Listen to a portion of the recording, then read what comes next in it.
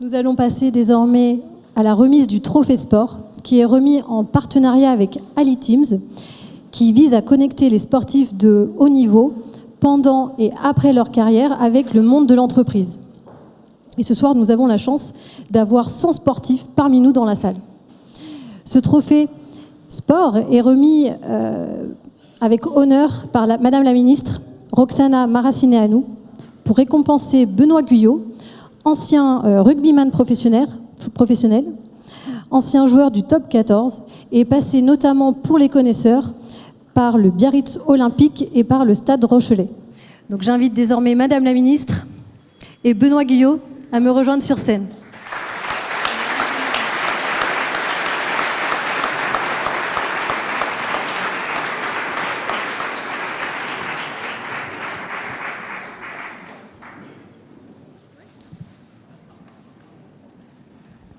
Bonsoir, mesdames et messieurs. Comme on va parler sport ce soir, je me permets de faire un relais. Donc voilà, c'est ça le livre qui avait été primé tout à l'heure, parce qu'on ne vous l'a pas montré.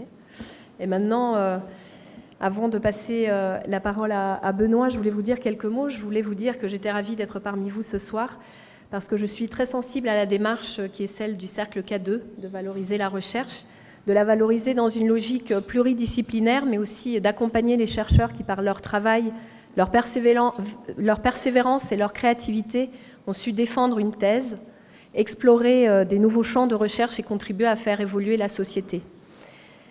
Cette originalité, on la retrouve dans votre volonté d'œuvrer au décloisonnement des professions et des disciplines, dans votre volonté de permettre un échange fertile entre tous ceux qui contribuent au développement harmonieux de la cité.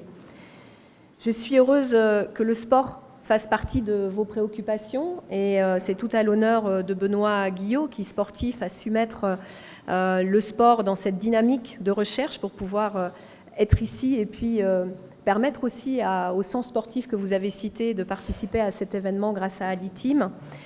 Aujourd'hui, nous y sommes d'autant plus sensibles au ministère des Sports parce que c'est quelque chose d'actualité pour nous. Nous allons recevoir les Jeux Olympiques, les accueillir, les organiser en France en 2024. Les Jeux Olympiques et Paralympiques.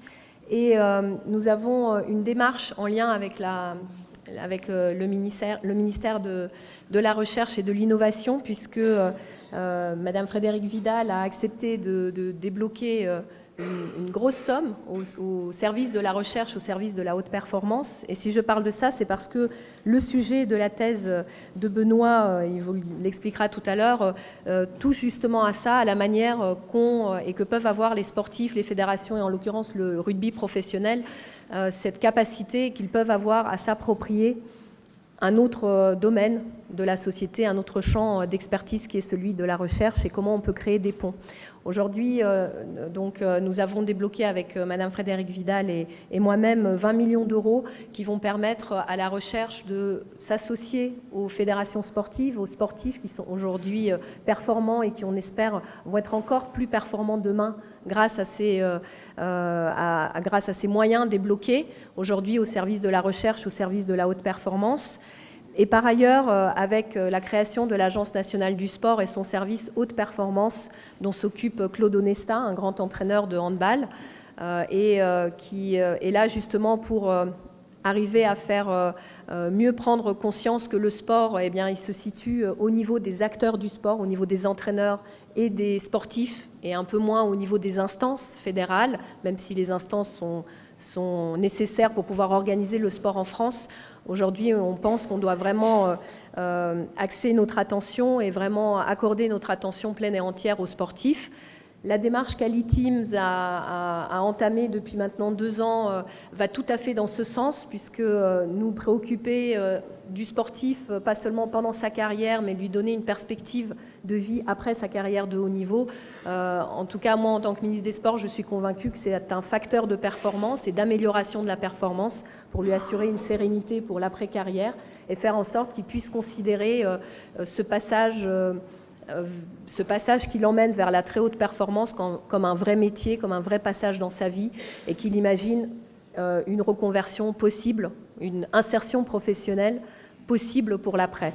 Donc c'est le message que je voulais passer aussi aux sportifs qui sont là dans la salle. Sachez que l'organisation qui vous a fait venir ici et qui s'occupe de vous au quotidien Elle est tout à fait dans la mouvance, j'allais dire, de ce qu'on organise au ministère des Sports. Et notre idée, c'est vraiment de valoriser encore plus les compétences acquises et les savoir-être acquis grâce au sport de haut niveau dans le monde de l'entreprise, pour pouvoir apporter aussi au monde de l'entreprise ce que les sportifs ont appris dans le sport. Encore toutes mes félicitations. Vous l'avez dit vous-même, et j'avais repris une de vos citations, Benoît, encourager le sportif à s'intéresser à autre chose qu'à son sport. Lui dire aussi de regarder autour de lui et de ne pas rester dans sa bulle complètement fermée, qui est celle du club et du sport professionnel. C'est ce qui permettra aussi à nos sportifs d'avoir une meilleure insertion professionnelle après leur carrière sportive, et à nos entreprises de bénéficier des savoir-être et des savoir-faire de nos sportifs, dont je suis personnellement tout à fait convaincue. Félicitations, Benoît.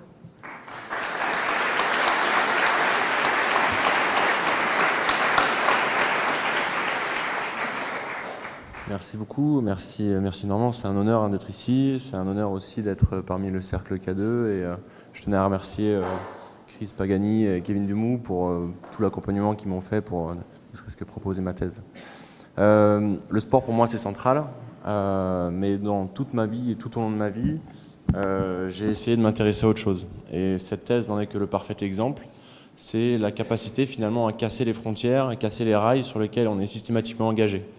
Les sportifs, la vie de sportif est une vie extrêmement régulée, à la minute, à la seconde près, week-end après week-end, il est extrêmement difficile de se projeter.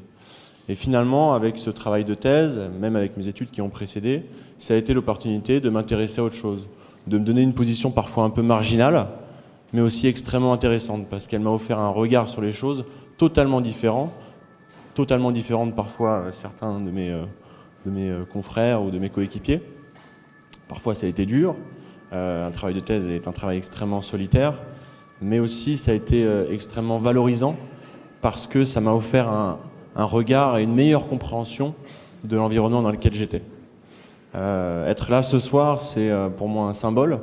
Je supporte évidemment toute l'initiative et le travail qui est mené par iTeam et indirectement le cercle K2. Le fait de permettre aux gens de passer d'un environnement à l'autre, c'est quelque chose dont moi je rêve, c'est quelque chose dont j'essaie de me donner les moyens. Et j'espère que grâce au cercle, d'autres auront la chance de connaître ça à ma place. Merci à tous et excellente soirée.